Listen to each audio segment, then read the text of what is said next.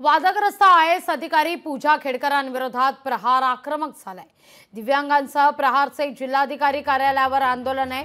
पूजा खेडकरांविरोधात जोरदार घोषणाबाजी करण्यात आली आहे। बोगस प्रमाणपत्राद्वारे नोकरी मिळवणाऱ्या पूजा खेडकरांची नियुक्ती रद्द करण्याची मागणी जोर धरतीये।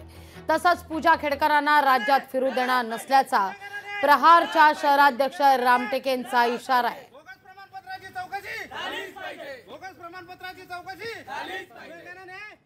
पूजा खेडकरांचं जर जे दिव्यांगाचं डुप्लिकेट बोगस प्रमाणपत्र आहे ते जर रद्द झालं नाही, तिला महाराष्ट्रात प्रहार संघटना तिला महाराष्ट्रात घुमू देणार नाही। ही प्रहार संघटनेची मागणी आणि चेतावणी आहे। यासाठी जेही दिव्यांग प्रमाणपत्र जेही शासनाने बोगस बनवलेले असन त्याचं पुनर्चाचणी या लवकरात लवकर आमची मागणी आहे की कलेक्टर जिल्हाधिकारीने अमरावती जिल्ह्यात आणि मुख्यमंत्र्यांनी पूर्ण महाराष्ट्रात आदेश द्यावा आणि हे पूर्ण बोगस प्रमाणपत्राची चाचणी व्हावी आणि जे जे बोगस प्रमाणपत्र घेऊन नोकरीवर लागलेले आहे त्यांचा भांडाफोड हा या शासनाच्या कार्यकर्तीत आता लवकरात लवकर झाला पाहिजे।